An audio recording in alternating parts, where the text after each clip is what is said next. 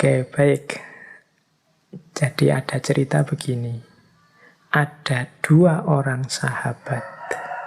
Namanya Yin dan Yang. Mereka ini intelektual. Jadi dikenal sebagai orang yang pandai, berbudi luhur, berjiwa besar, penuh dengan kasih sayang. Dua orang ini tokoh atau sebut saja pendeta dari Taoisme. Nah, mereka ini berteman dekat, wong yo sahabat. Hanya saja dua orang ini punya pemahaman yang berlawanan terhadap ajaran Taoisme. Yo karena dekat, saling bersahabat, ketika punya pendapat yang kontras, yo mereka terus jadi sering diskusi. Sering beradu pendapat, siapa yang pemahamannya paling benar. Dan yo karena sama-sama pinter, sama-sama punya argumen, diskusi ini tidak selesai-selesai. Masing-masing kukuh dengan pandangan dan prinsipnya sendiri-sendiri. Sampai dua-duanya sama-sama capek. Terus Yin berkata, kamu itu tidak paham saya. Seandainya engkau adalah aku, tentu engkau bisa paham maksudku yang aku inginkan, yang aku sampaikan.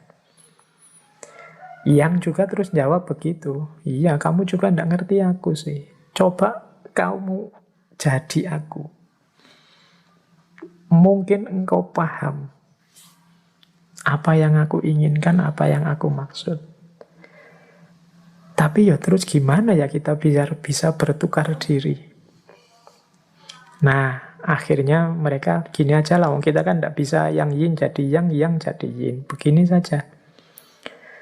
Sekarang kita sepakati 40 tahun ke depan engkau fokus mempelajari ajaranku, katanya Yin pada Yang, dan Yang juga, jadi Yin akan fokus mempelajari ajarannya Yang juga fokus mempelajari ajarannya Yin.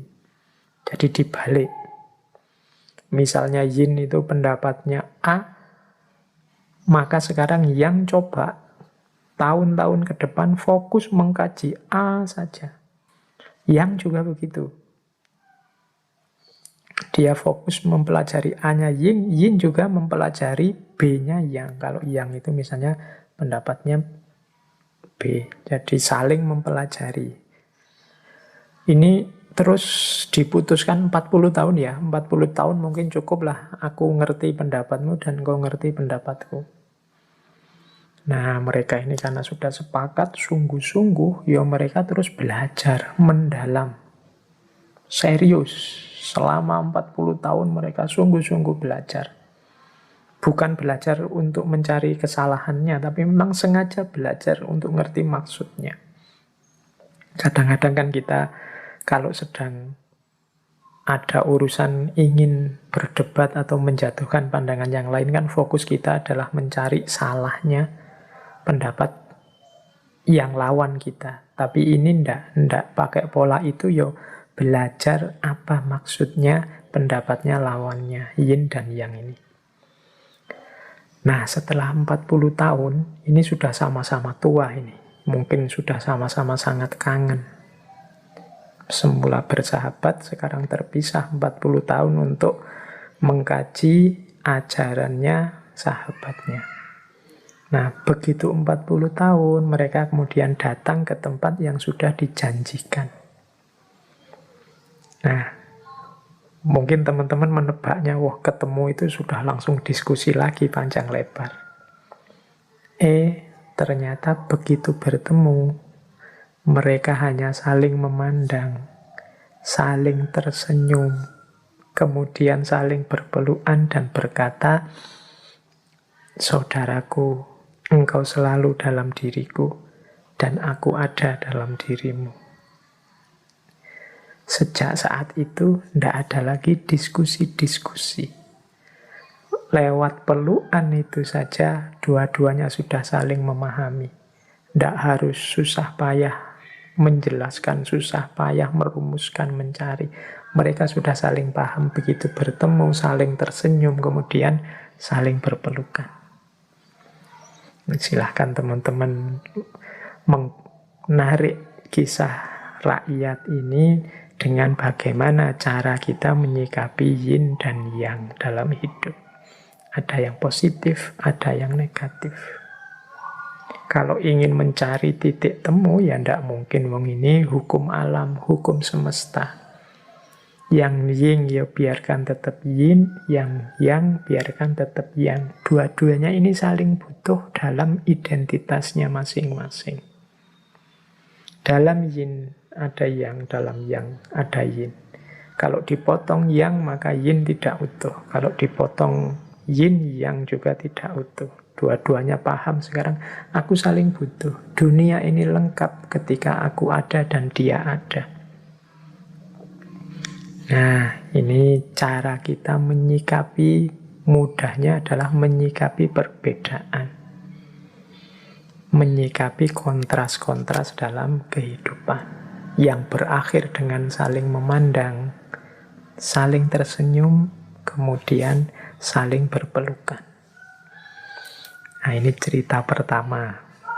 Semoga bisa memudahkan bagaimana cara kita menyikapi yin dan yang dalam kehidupan. Baik, terus saya bawakan satu lagi. Ini juga cerita rakyat yang hubungannya sangat erat dengan yin dan yang. Kesedihan dan kesenangan. Kesulitan dan kemudahan. Ternyata tidak sesederhana yang kita rumuskan. Kadang kegembiraan itu ternyata sumber masalah yang menyedihkan. Kadang kesedihan adalah awal dari kebahagiaan. Nah, ada cerita, ini populer sekali. Tentang seorang petani tua yang memelihara kuda. Mungkin di sesi ngaji yang mana pernah saya ceritakan ini. Semoga teman-teman ada yang masih ingat. Ini saya ceritakan pada yang belum pernah dengar atau sudah lupa. Jadi ada seorang petani tua, yang petani tua ini memelihara kuda. Kudanya ini pokoknya kudanya top, sangat baik kualitasnya. Mestinya kuda ini sangat disayang oleh petani ini dan keluarganya. Nah, suatu pagi ternyata kudanya petani tua ini kabur. Lari dari rumah. Wah, ini harusnya berarti berita yang menyedihkan, peristiwa yang menyedihkan. Para tetangganya datang. Terus mereka mengucapkan simpatik. Wah, sampean mengalami nasib yang buruk ya. Turut bela sungkawa misalnya. Nah, terus petani itu jawab, tidak juga, kita lihat saja nanti. Nah, petani ini tenang saja, tidak sedih juga tidak galau, meskipun kudanya lari. Ternyata besoknya kudanya kembali lagi, malah sekarang membawa teman-temannya dari hutan. Wah, sekarang dari hanya punya kuda satu yang bagus, sekarang dia punya beberapa kuda. Wah, yang semula kebahagiaan, terus jadi kesedihan, bahagia punya kuda yang bagus, tapi terus sedih karena kudanya hilang, tapi dia tetap tenang. Ya, kita lihat saja nanti. Wah, ketika kudanya kembali lagi, membawa teman-teman kudanya yang lain, kan dia ini untung besar akhirnya. Tetangga-tetangganya datang lagi, wah turut senang pak, alhamdulillah sampean sekarang nambah kudanya, beruntung sekali sampean ini. Nah, petaninya jawab, ya kita lihat saja nanti. Jadi senang juga, tidak meledak-ledak, biasa saja. Ya hidup itu memang ada sedihnya, ada senangnya. Paginya anaknya ini ingin mencoba kuda-kuda yang baru datang tadi.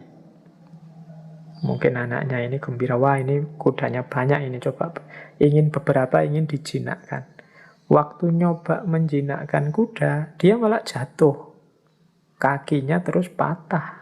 Wah, ini kan peristiwa yang menyedihkan. Tadinya sudah seneng, kudanya banyak, sekarang malah kakinya anaknya patah gara-gara kuda. Datang lagi tetangganya, wah ini musibah lagi Pak, sampean ini. Sial lagi nasibnya. Petani itu ya tetap tenang saja. Ya, kita lihat saja nanti. Jadi dia kaget. Tidak terlalu sedih, juga tidak biasa-biasa saja. Nah, besoknya kemudian tiba-tiba datang pasukan kerajaan ke desa itu. Tujuannya apa? Mencari anak-anak muda untuk direkrut jadi pasukan untuk perang. Nah, anaknya petani tadi akhirnya tidak dibawa. Kenapa? Ya kakinya patah. Tidak layak untuk diikutkan perang. Sehingga malah selamat dia. Wah, ini keuntungan kan? Wah, tetangganya datang lagi ke rumah. Wah, sampean itu kok hidupnya beruntung terus ya Pak. Kok enak terus. Ya petani itu terus bilang, ya kita lihat saja nanti. Dan seterusnya cerita.